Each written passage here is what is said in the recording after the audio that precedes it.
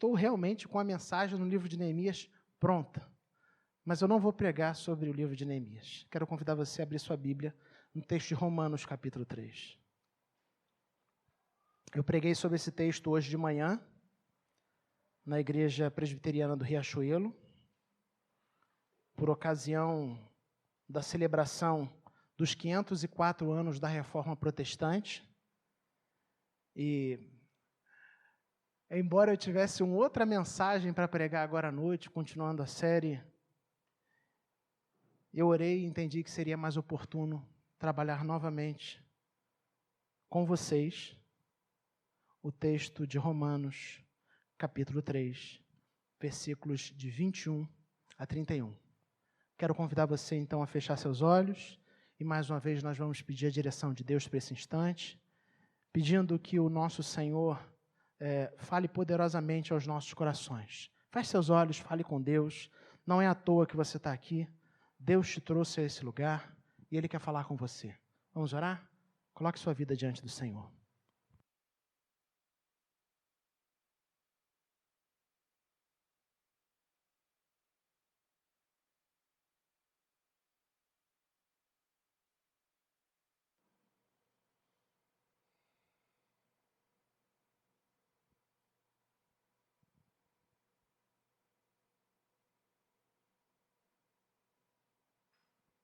Pedir ao nosso irmão Julián que nos dirija a Deus em oração, pedindo por esse tempo de mensagem.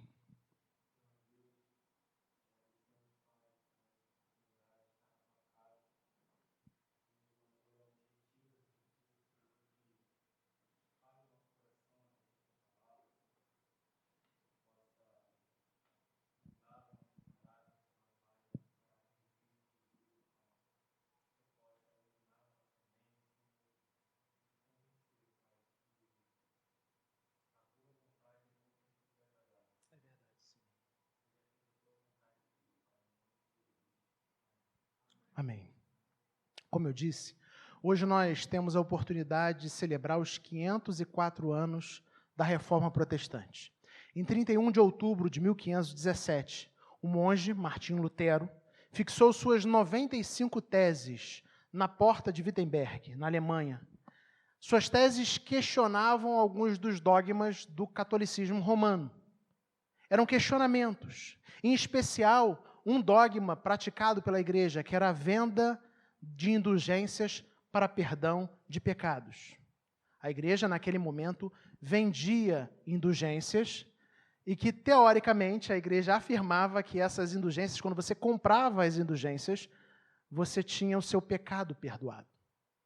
Existia até uma ideia de que quando a moeda, batia no fundo do cofre, uma alma subia do purgatório. Lutero, profundamente incomodado com os desvios, escreve então suas 95 teses e fixa na porta de Wittenberg. A ideia dele não era, a princípio, romper com o catolicismo, não era dividir a igreja, embora a igreja já estivesse. O cristianismo não era completamente único, se a gente for pensar antes de 1517. Existiram momentos onde até mais de um papa existiu. A ideia de que a igreja passou a se dividir só depois do protestantismo é uma ideia equivocada. Tá? É importante a gente entender isso. Mas a ideia de Lutero inicialmente não era romper com a igreja. Longe disso. Ele queria, através das escrituras, chamar a igreja, chamar a liderança, chamar os sacerdotes para refletirem e debaterem com ele a respeito daquilo que ele havia descoberto.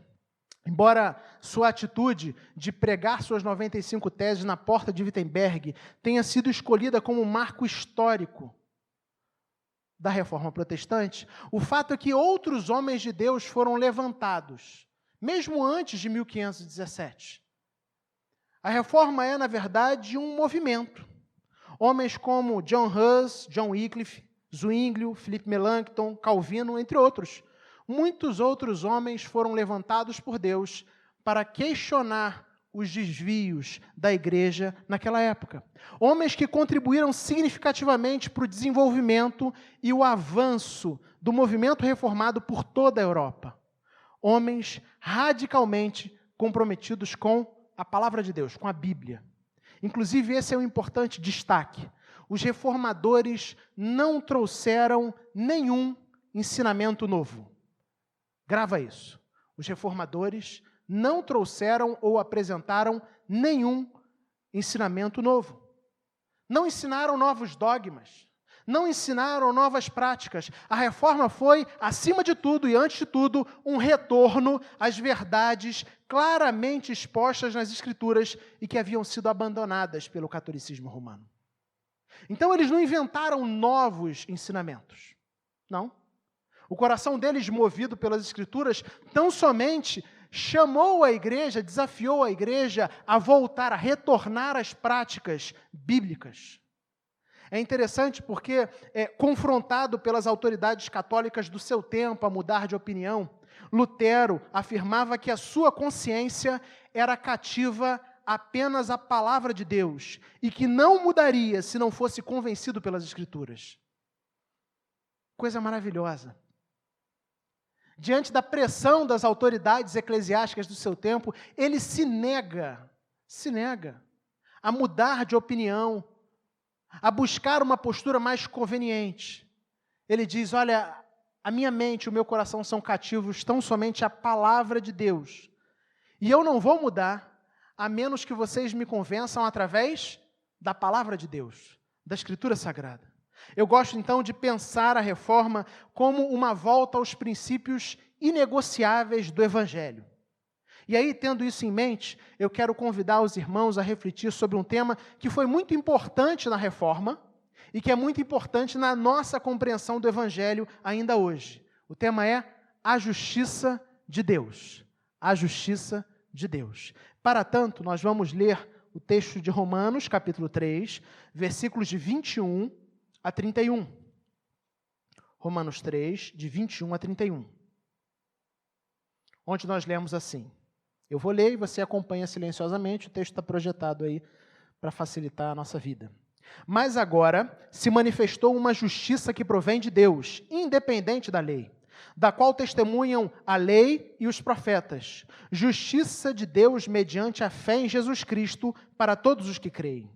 Não há distinção, pois todos pecaram e estão destituídos da glória de Deus, sendo justificados gratuitamente por sua graça, por meio da redenção que há em Cristo Jesus.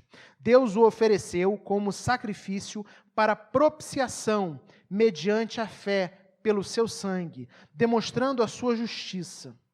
Em sua tolerância havia deixado impunes os pecados anteriormente cometidos, mas no presente demonstrou sua justiça, a fim de ser justo e justificador daquele que tem fé em Jesus.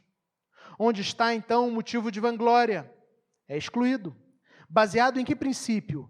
No da obediência à lei? Não, mas no princípio da fé.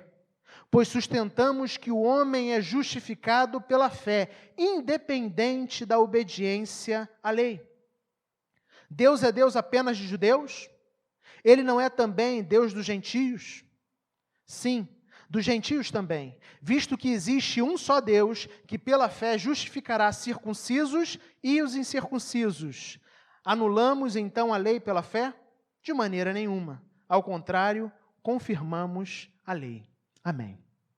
Ninguém é justo. Todos pecaram. Todos são culpados diante de Deus. Não existem desculpas que nós possamos dar. A verdade é que nós somos rebeldes, homens e mulheres que se recusam a viver para a glória de Deus e antes buscam a viver para a sua própria glória. Esse é o retrato feito pelo apóstolo Paulo nos versículos anteriores ao texto que nós lemos. Paulo, ao longo do capítulo 3, vem discorrendo sobre a condição natural do ser humano. E ao discorrer sobre a condição natural do ser humano, ele afirma, olha, não existe nenhum justo sequer, não há quem entenda, não há quem busque a Deus, todos se extraviaram, aos seus olhos é inútil servir a Deus, aos seus olhos é inútil viver para Deus. Então a constatação feita por Paulo é de que ninguém é justo, de que todos pecaram. É a realidade do pecado. Essa é a constatação feita pelo apóstolo Paulo e apresentada até então, antes do versículo 21, que foi o versículo que nós começamos a ler, do capítulo 3. A condição natural do homem é de trevas e desesperança. E quando eu falo homem, eu estou me referindo a homem e mulher. A condição natural do ser humano é de trevas e desesperança. E aí talvez você se pergunte, mas por que, pastor? Por que é assim?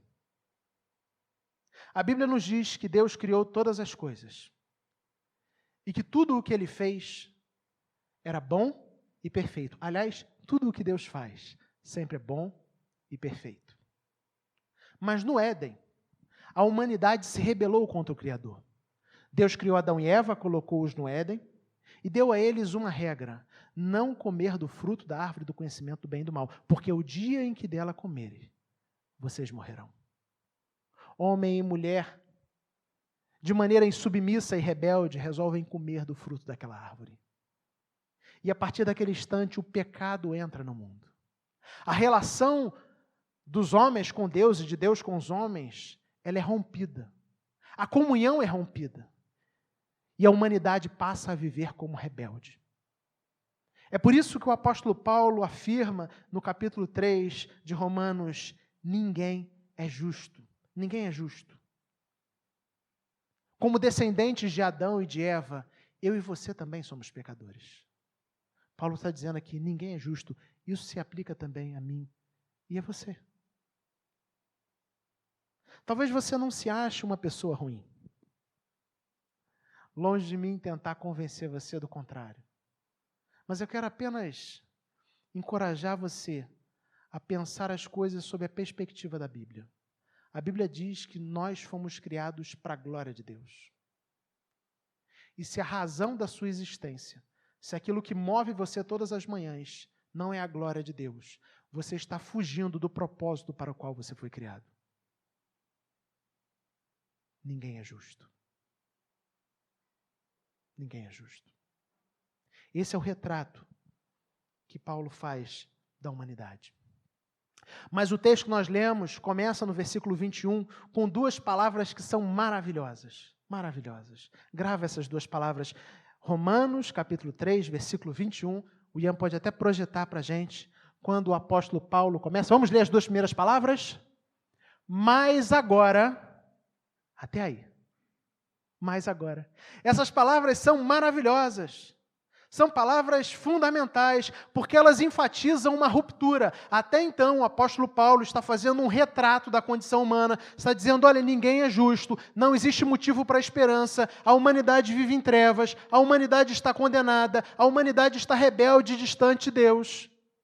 Esse é o cenário, essa é a história que ele vem contando, e aí, de repente, ele interrompe essa história, ele interrompe o rumo dessa história, dizendo, mas agora, apontando uma ruptura com o que foi dito até então. O fato é que não existiam motivos para esperança, não existiam motivos para alegria, todos estávamos condenados à morte, mas agora há, porque um tipo de justiça se manifestou, um tipo diferente de justiça, uma justiça que não se baseia no mérito, é uma justiça que é apresentada pelo apóstolo Paulo no texto que nós lemos como a justiça de Deus. Então, Paulo vai apresentar, vai dizer, olha, tudo caminhava para a condenação, não existia motivo para a esperança, não existia motivo para a alegria, mas algo mudou essa história. Essa história foi mudada, foi ressignificada, foi redirecionada por uma nova justiça, por uma justiça que é verdadeira, uma justiça que é diferente da justiça que nós conhecemos, a justiça de Deus. Esse é o tema da nossa reflexão dessa noite. E, em primeiro lugar, olhando para o texto, nós aprendemos que a justiça de Deus, ela é radicada na graça. A justiça de Deus, ela é radicada na graça. Vejam o que nós lemos no versículo 22, parte B, ao versículo 24 de Romanos, capítulo 3. Vou começar. Não há distinção. No finalzinho já. Não há distinção. Pois todos pecaram e estão destituídos da glória de Deus, sendo justificados gratuitamente por sua graça. Amém. Olha o que Paulo está dizendo. Olha, não há distinção. Todas as pessoas, todo mundo pecou. Todo mundo carece da glória de Deus. Não há um justo, nenhum sequer. Mas ele não para dizendo apenas isso. Ele diz que esses homens e mulheres pecadores, eles são justificados gratuitamente por sua graça. Então, essa é a primeira verdade que você precisa trazer e levar no seu coração nessa noite. A justiça de Deus, ela é radicada na graça. Somos salvos pela graça. A justiça de Deus é profundamente enraizada. Quando eu falo radicada, eu estou falando disso. A justiça de Deus, ela é enraizada na sua graça. O que a Bíblia nos diz é que em sua graça amorosa, Deus Pai resolveu salvar homens e mulheres pecadores, homens e mulheres que estavam condenados, homens e mulheres que caminhavam para a perdição eterna, e Ele fez isso enviando Jesus Cristo ao mundo. E qual foi a motivação de Deus? Por que Deus enviou Jesus Cristo ao mundo? Nós afirmamos que a justiça de Deus é radicada na sua graça. Não existe nada que nós possamos fazer que nos torne dignos da salvação. Todos pecaram. A grande notícia dada pelo apóstolo Paulo é que a justiça de Deus, ela não se apoia na nossa capacidade pessoal de cumprir a lei, mas exclusivamente no desejo gracioso de Deus de nos salvar. Sabe por que Deus enviou Jesus Cristo ao mundo? Porque Ele foi motivado pelo coração gracioso que Ele tem. Não tem a ver com os nossos méritos, não tem a ver com os nossos predicados. Na verdade, as Escrituras apontam que não existe em nós nenhum predicado, nenhuma característica, nenhuma boa obra que nos torne merecedores do favor de Deus. Nada nos tornará merecedores do favor de Deus. Deus tão somente olhou para a gente com graça e resolveu enviar Jesus Cristo ao mundo. É disso que a palavra de Deus diz. O texto de Romanos, capítulo 5, versículo 20, diz assim: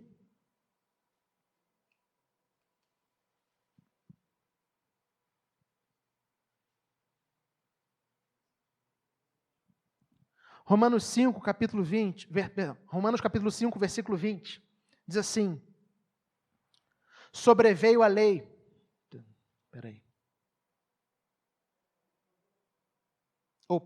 A lei foi introduzida para que a transgressão fosse ressaltada, mas onde aumentou o pecado, transbordou a graça. O que Paulo está dizendo aqui? Ele está dizendo, olha, ninguém é salvo pela lei. Ninguém é salvo por cumprir a lei. Ninguém é salvo por ser bonzinho, porque a lei denuncia exatamente o nosso pecado. A lei denuncia exatamente a nossa falta de capacidade, porque quando a gente olha a lei de Deus, quando a gente olha a palavra de Deus, a gente percebe o quanto nós precisamos de um Salvador. Essa é a ideia do Evangelho. Ninguém é salvo pela lei. A lei, como o texto bíblico que nós acabamos de ler, de Romanos capítulo 5, versículo 20, diz: a lei foi introduzida para que a transgressão fosse ressaltada. A lei, ela tão somente torna evidente que nós somos pecadores, tão somente torna evidente a nossa incapacidade de cumprir a vontade de Deus. A lei não salva ninguém. Mas ele termina o versículo dizendo, mas onde abundou o pecado, onde o pecado se fez em grande quantidade, superabundou a graça. A graça de Deus agiu numa proporção ainda maior. A lei não tem capacidade de nos salvar. Entenda isso, a salvação do início ao fim é obra de Deus. A justiça de Deus é uma justiça profundamente enraizada, arraigada na sua graça.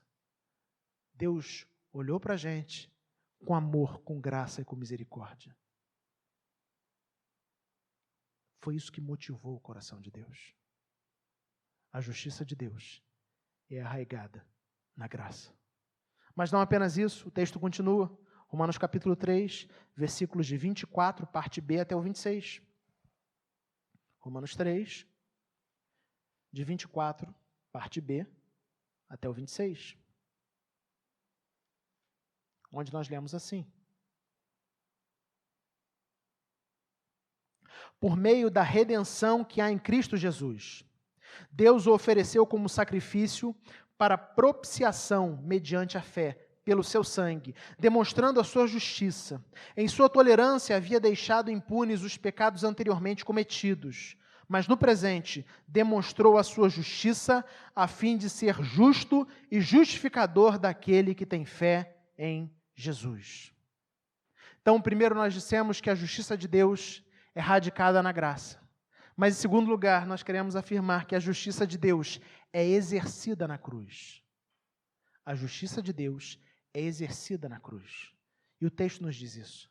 Nós somos redimidos pelo sacrifício substitutivo de Cristo Jesus em nosso favor. A justiça de Deus é satisfeita por Cristo, por aquilo que Jesus fez na cruz do Calvário.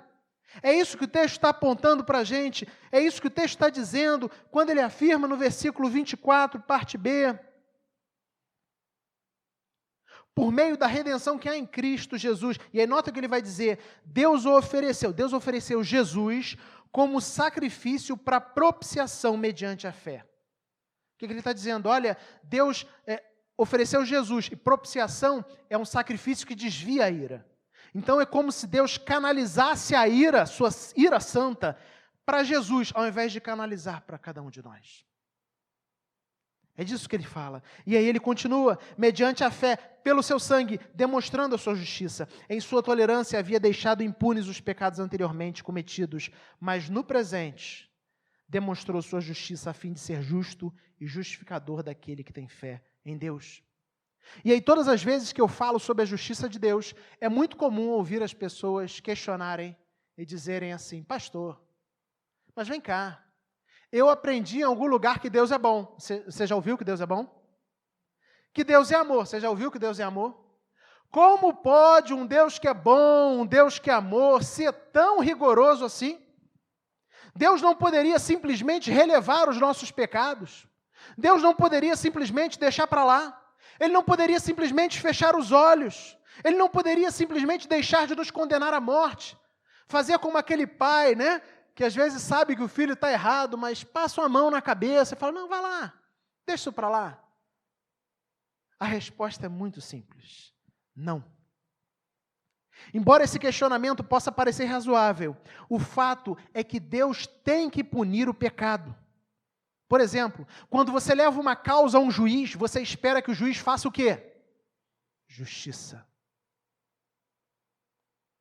Nós temos a expectativa de que os juízes humanos façam justiça. E se os juízes humanos devem estar comprometidos com a justiça, quanto mais Deus, o justo juiz.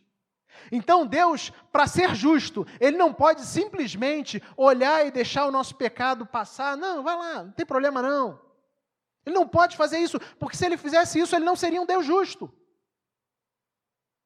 Mas a maravilha do Evangelho é que o Evangelho aponta para o fato de que nós fomos reconciliados com Deus por meio da morte vicária substitutiva de Cristo Jesus. Paulo afirma isso também quando escreve aos Efésios, capítulo 2, versículos 14 a 16. Efésios 2, de 14 a 16.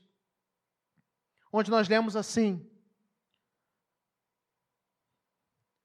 pois Ele é a nossa paz, o qual de ambos fez um e destruiu a barreira, o muro de inimizade, anulando em seu corpo a lei dos mandamentos expressa em ordenanças. O objetivo dele era criar em si mesmo, dos dois, um novo homem, fazendo a paz, e reconciliar com Deus os dois em um corpo, por meio da cruz, pelo qual destruiu a inimizade. Sabe qual é a grande maravilha do Evangelho? É porque o Evangelho nos apresenta um Deus que é 100% justo. Ele pune todos os pecados. Os pecados não podem ficar impunes, porque se os pecados ficassem impunes, Deus não seria justo. Mas também um Deus que é 100% misericordioso. Na cruz, Deus consegue ser 100% justo e 100% misericordioso, porque Ele pune todos os pecados, mas Ele não nos pune pelos pecados, Ele pune Jesus Cristo no nosso lugar. É isso que Deus faz na cruz. Essa é a maravilha do Evangelho. De um Deus que consegue, no seu poder, na sua soberania, na sua grandeza, reconciliar conceitos que aos nossos olhos são humanamente irreconciliáveis. Para a gente, quem é gracioso, não pode ser justo, e quem é justo não pode ser gracioso. Mas a Bíblia diz que Deus é gracioso e Deus é justo. E como é que Ele faz isso? Ele faz isso na cruz. Ele pune todos os nossos pecados, Ele pune os seus pecados, os meus pecados. Mas Ele não nos pune. Ele coloca Jesus, seu Filho amado, seu Filho unigênito, como substituto. E pune Jesus Cristo no nosso lugar. Na cruz, Deus exerce justiça. Os pecados que eu e você cometemos precisavam ser punidos. E Deus fez isso na cruz do Calvário. A justiça de Deus é exercida na cruz. Mas em terceiro lugar, a palavra de Deus também nos revela que a justiça de Deus é concedida na fé. Nós falamos que a justiça de Deus é radicada na graça, ela é enraizada na graça, motivada pela graça. Nós falamos que a justiça de Deus é exercida na cruz. Mas agora, por fim, nós queremos afirmar que a justiça de Deus é concedida na fé. E os versículos 22 e 28 do texto que nós lemos de Romanos 3 nos ajudam a entender isso. Quando nós lemos assim, Romanos capítulo 3, versículos 22 e 28. Justiça de Deus mediante a fé em Jesus Cristo, para todos os que creem. E agora o versículo 28. Pois sustentamos que o homem é justificado pela fé, independente da obediência à lei. A justiça de Deus é concedida na fé. O Deus bondoso que tomou a iniciativa de nos salvar graciosamente, o Deus bondoso que enviou Jesus Cristo para morrer na cruz no nosso lugar, exercendo o seu juízo, é o mesmo Deus que por meio da fé torna disponível para nós a sua justiça. Quando nós cremos em Cristo, quando nós confiamos em Cristo, quando nós nos rendemos a Ele, essa justiça graciosa, essa justiça que foi exercida na cruz do Calvário, ela é aplicada agora à nossa vida. É disso que o texto está falando. A justiça de Deus é concedida na fé, ou concedida por meio da fé. Por isso o apóstolo Paulo afirmou aqui, o homem é justificado pela fé, independente das obras da lei. Nós não somos declarados justos diante de Deus.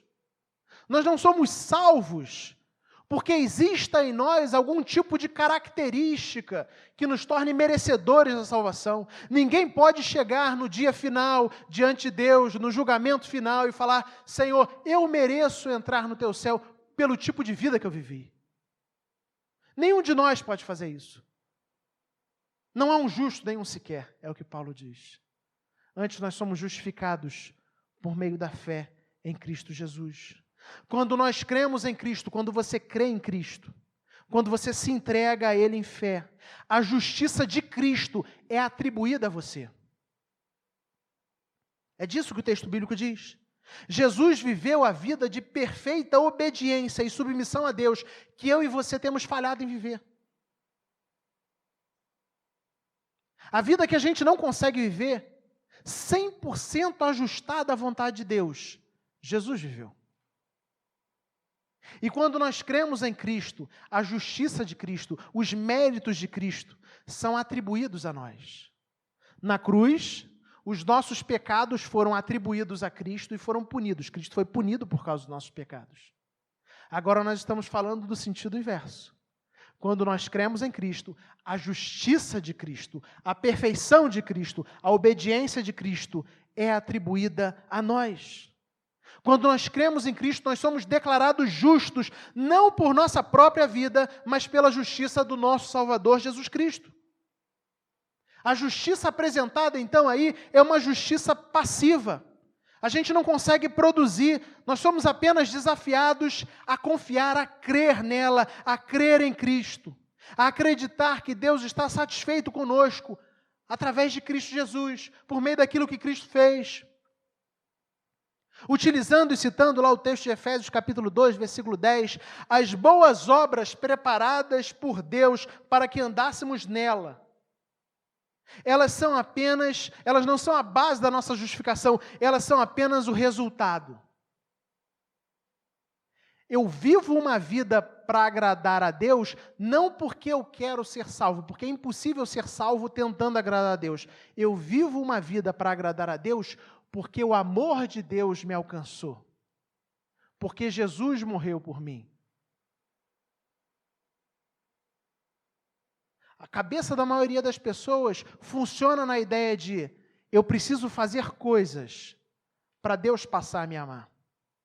Eu preciso fazer coisas para Deus olhar para mim com graça. Mas o Evangelho fala que não existe nada que eu e você possamos fazer que nos torne merecedores do amor e da graça de Deus. A justiça de Cristo é atribuída a nós. E aí as boas obras, e nós devemos viver, devemos fazer boas obras, devemos viver de uma maneira que glorifique a Deus, devemos ser pessoas cuidadosas, zelosas, devemos evitar o pecado, é claro. Mas nós fazemos isso como forma de gratidão pela salvação que nós já recebemos do nosso Senhor. Existe uma frase de Robert Tunney, um pastor, que eu acho muito boa, e eu quero compartilhar com vocês.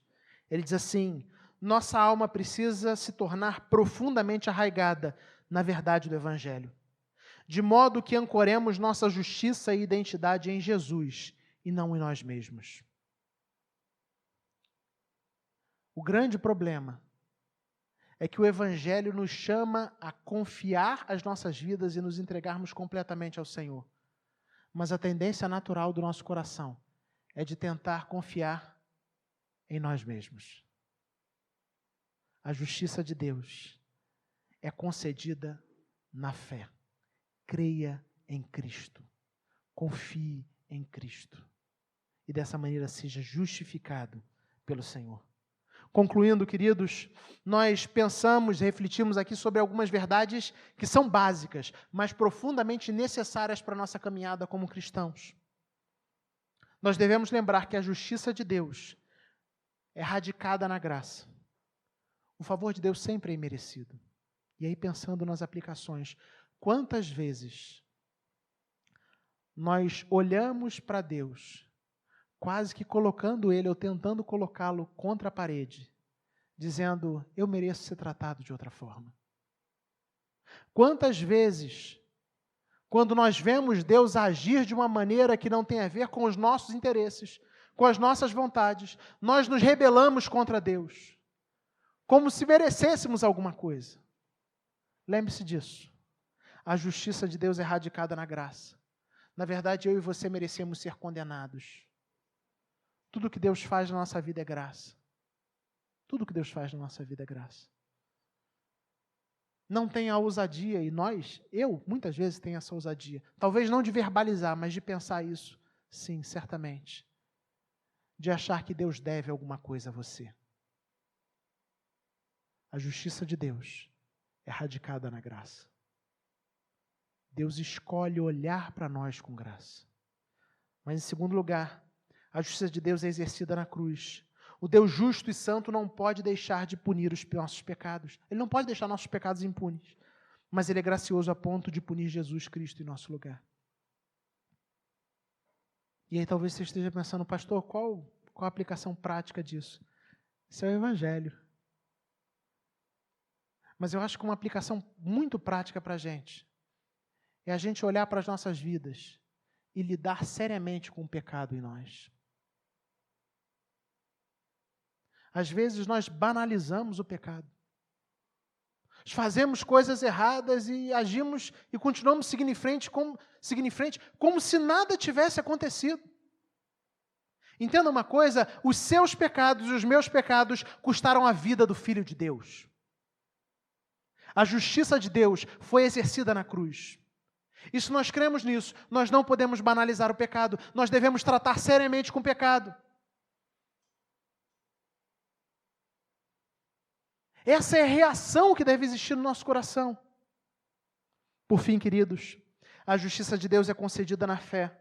Por meio da fé em Cristo Jesus, aqueles que nele creem são justificados. E aí o convite dessa terceira verdade maravilhosa é um convite à entrega e à confiança. Eu e você somos chamados a confiar as nossas vidas completamente a Cristo Jesus. Talvez, olhando para a sua vida, você se perceba como alguém muito errado, muito inadequado. Essa história de evangelho, essa história de Bíblia, essa história de Deus não é para mim, não. Eu sou muito torto, não tem mais jeito. A verdade é que o Evangelho nos desafia tão somente a confiar em Cristo e render as nossas vidas a Ele. A justiça de Deus é concedida pela fé. Quando você crê em Cristo e a Ele se entrega. Quando você se rende a Cristo e fala, Senhor, eu sou teu. Eu entendo que eu nasci pecador, eu entendo que Jesus Cristo teve que vir ao mundo para morrer na cruz no meu lugar. E eu quero me entregar ao Senhor. Eu quero confiar a minha vida ao Senhor. Eu quero me entregar e me render completamente ao Senhor. A justiça de Cristo é atribuída a você por meio da fé. É isso que a palavra de Deus nos diz. Eu quero então convidar você a orar. Feche seus olhos. É tempo da gente falar com Deus. E a minha oração é que essas verdades maravilhosas conduzam o seu coração a se render diariamente ao Senhor. Como nós precisamos de Jesus. Ninguém é justo. Ninguém é justo. Os nossos corações são inclinados para a maldade. Nós buscamos constantemente viver para a nossa própria glória. Vivemos como rebeldes. Mas em Cristo, Deus reconciliou aqueles que nele creem. É tempo de se render ao Senhor e buscar viver uma vida que glorifique e exalte a Deus. A gente vai ter oportunidade de cantar um cântico que fala desse nosso desejo de consagrar ao Senhor as nossas vidas, onde a gente pede que o Senhor seja o nosso universo, que o Senhor seja o centro da nossa vida, o eixo da nossa vida. Eu tenho uma letra muito preciosa e eu quero encorajar você a fazer desse cântico a sua oração.